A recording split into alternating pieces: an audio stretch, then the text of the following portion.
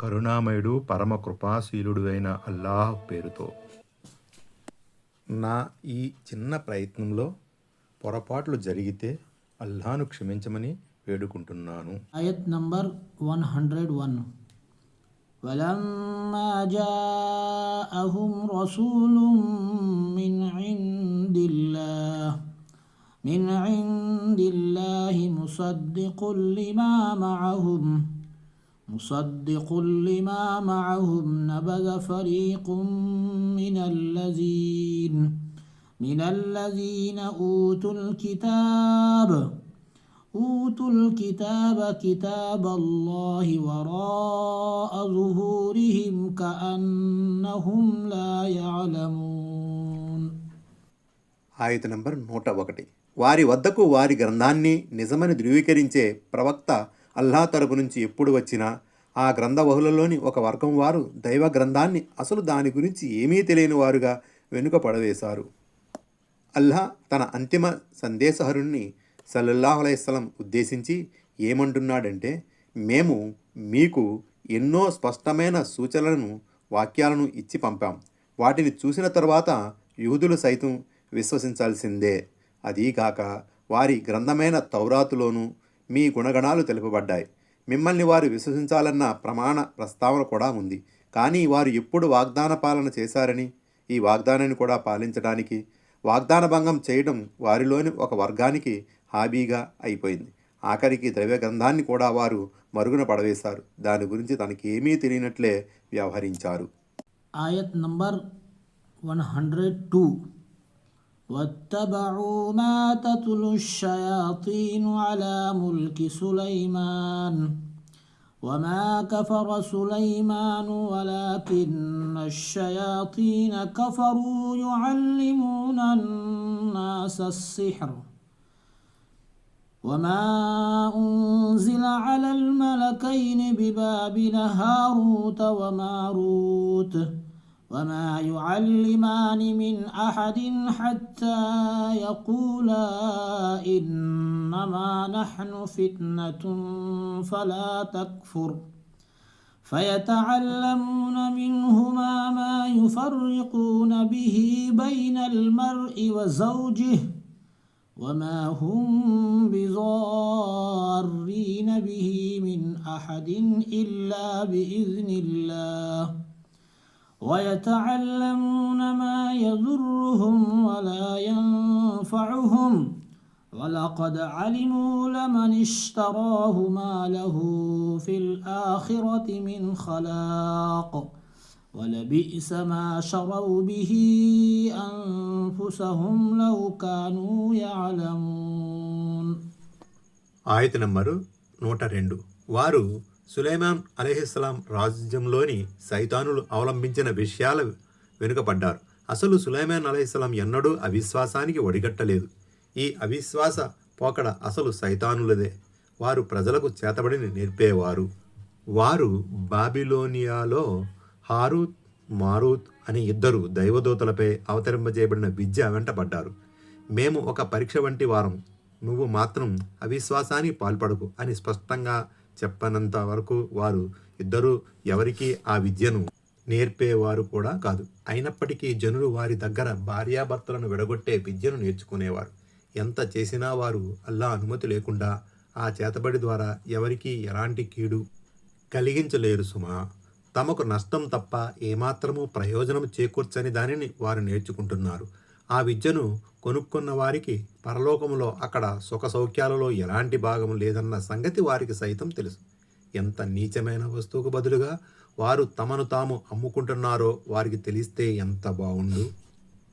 అంటే యూదులు దైవ గ్రంథాన్ని చేసిన భాషను నిర్లక్ష్యం చేసిందిగాక సైతాను అడుగుజాడల్లో నడుస్తూ చేతబడి వంటి క్షుద్ర విద్యల వెంట పడ్డారు. అంతేకాదు, హజరత్ సులైమాన్ అలైహిస్సలాం అసలు దైవప్రక్తే కాదని, దైవం మన్నించుగాక ఆయన ఒక మాంత్రికుడని, మంత్రతంత్రాల శక్తితో రాజ్యం మేలాడని అపవాదు మోపారు. ఈ అపవాదును అల్లాహ్ ఖండించాడు. హజరత్ సులైమాన్ అలైహిస్సలాం చేతబడి చేసేవారు కాదు. ఎందుకంటే చేతబడి అనేది ఒక అవిశ్వాస పోకడ. అలాంటి అవిశ్వాసంతో కూడుకున్న చేష్టకు ఆయన ఎందుకు పాల్పడతారు? హజరత్ సులైమాన్ అలైహిస్సలాం కాలంలో క్షుద్ర విద్యలు బాగా ప్రాచుర్యంలోకి వచ్చాయని చెబుతారు. దీని నివారణోపాయంలో భాగంగా సులైమాన్ అలైహిస్సలాం క్షుద్ర సాహిత్యాన్ని సేకరించి వాటిని తన సింహాసనం కింద పాతిపెట్టేశారు. హజరత్ సులైమాన్ అలైహిస్సలాం మరణించిన తరువాత ఈ సైతాన్లు మాంత్రికులు కలిసి ఆ సాహిత్యాన్ని వెలికి తీశారు.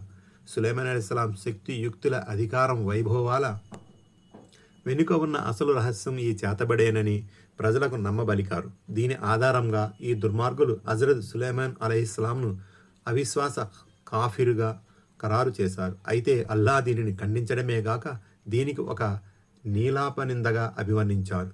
సులైమాన్ అలైహిస్సలాంను ఒక నికార్సైన విశ్వాసిగా పేర్కొన్నాడు ఇబ్నే కసీర్. కొంతమంది ఖురాన్ వ్యాఖ్యాతలు వమా ఉంజిల అనే పదములోని మా అనే అక్షరాన్ని నకారాత్మక భావంలో తీసుకుని హారూత్ మారూతులపై అసలు ఏమీ అవతరించలేదని అభిప్రాయపడ్డారు. అయితే ఖురాన్లో వచ్చిన తరువాత ప్రస్తావన ఈ అభిప్రాయాన్ని సమర్థించేదిగా లేదు. అందుకే ఇబ్నే జరీర్ మొదలగు వ్యాఖ్యానకర్తలు ఈ వాదనను త్రోసిపుచ్చారు. ఇబ్నే కసీర్ అలాగే హారూత్ మారుతుల గురించి ఎన్నో ఇస్రాయిల ఉల్లేఖనాలు ఉన్నాయి. అయితే దైవ ప్రవక్త సల్లల్లాహు అలైహి వసల్లం స్వయంగా చెప్పినట్లు ప్రమాణబద్ధమైన ఉల్లేఖనం ఈ నేపథ్యంలో ఏ ఒక్కటి లేదు. అల్లా వివరాల్లోకి పోకుండా ఎంతో క్లుప్తంగా ఈ సంఘటనను ఖురాన్లో ప్రస్తావించాడు. కాబట్టి మనం ఈ విషయాన్ని అంతవరకు మాత్రమే విశ్వసించాలి. తఫ్సీర్ ఇబ్నే కసీర్ అల్లా 2 దూతలకు చేతబడి విద్యను ఇచ్చి బాబిలోనియాకు పంపాడని ఖురాన్లో ఈ వాక్యం ద్వారా తెలుస్తుంది. 1.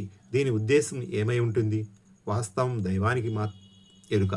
అంటే దైవ ప్రవక్తల ద్వారా వ్యక్తమయ్యే మహిమలు వేరు, చేతబడి వేరు. అల్లా తరపున మాకు వసగబడిన చేతబడి ఇదిగో ఇలా ఉంటుంది. ఈ కాలంలో చేతబడి సర్వత్రా ప్రబలిపోయిన కారణంగా దైవ ప్రవక్తలు కూడా మాంత్రికులే అయి ఉంటారేమో అని కొంతమంది అనుమానించడం మొదలెట్టారు. ప్రజలు ఈ అపోహకు గురి కారాదన్న ఉద్దేశంతో ఒక పరీక్షగా దైవోత్తతను అవతరింపజేయడం జరిగింది. రెండో ఉద్దేశం బనీ ఇస్రాయేల్ నైతికంగా ఎంతగా దివాలా తీసిందో చేతబడి వంటి క్షుద్ర విద్యను నేర్చుకోవడానికి వారు ఎలా దైవదూతల వెంట పడ్డారో తెలియజేయడం కూడా దీని ఉద్దేశం అయి ఉండవచ్చు. చేతబడి అవిశ్వాసంతో కూడుకున్న పని అని, తాము ప్రజలకు ఒక పరీక్షగా మాత్రమే ప్రభవింపజేయబడ్డామని దూతలు స్పష్టం చేసిన పిదప కూడా వారు ఈ క్షుద్ర విద్య కోసం ఎగబడ్డారు. తద్వారా ఆలుమగలు కట్టుకున్న అనురాగ గోపురాల్లో కలతలు రేపి అనుమానాల బీజాలు నాటి వాళ్ల సంసారంలో నిప్పులు పోయాలని, కాపురాలను కూల్చాలని వారు తహతహలాడేవారు. అంటే అది వారి అధోగతికి, కుళ్ళు మూతుతనానికి ఒక ప్రబల నిదర్శనం.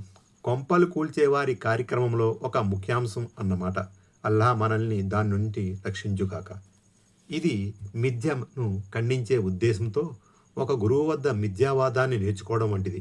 మిథ్యావాదాన్ని ఖండిస్తానని, ధర్మరక్షణ కోసం ఆ విద్యను ఉపయోగిస్తానని శిష్యుడు ఇచ్చిన హామీపై గురువు అతనికి ఆ విద్యను నేర్పుతాడు. అంటే గురువు తన శిష్యుడిని నమ్మాడు. కానీ విద్య నేర్చుకున్న తర్వాత శిష్యుడు సైతం మిథ్యావాదిగా మారిపోయి మిథ్యను ప్రాచుర్యంలోనికి తెస్తే ఆ దోషం గురువుది కాదు కదా. మేము అల్లా తరపున దాసుల పాలిట ఓ పరీక్ష వంటి వాళ్ళం అన్న ఆ 2 దైవదూతల మాటల్లో ఆంతర్యం ఇదే. దైవ ప్రణాళికకు ప్రమేయం లేనంత వరకు ఈ చేతబడి కూడా ఎవరికీ ఎటువంటి హాని కలిగించజాలదు. చేతబడి నేర్చుకోవడాన్ని, దానిని ఆచరణలో పెట్టడాన్ని ఇస్లాం అధర్మంగా ఖరారు చేసింది. ఏ మేలును ఆశిస్తున్నా, ఏ కీడును పారద్రోలాలనుకున్నా అల్లాహ్ వైపుకు మరలాలి. ఎందుకంటే ఆయనే అందరి సృష్టికర్త. జగత్తులో ఏ పని జరిగినా ఆయన ఆమోదించిన ప్రణాళికకు అనుగుణంగానే జరుగుతుంది.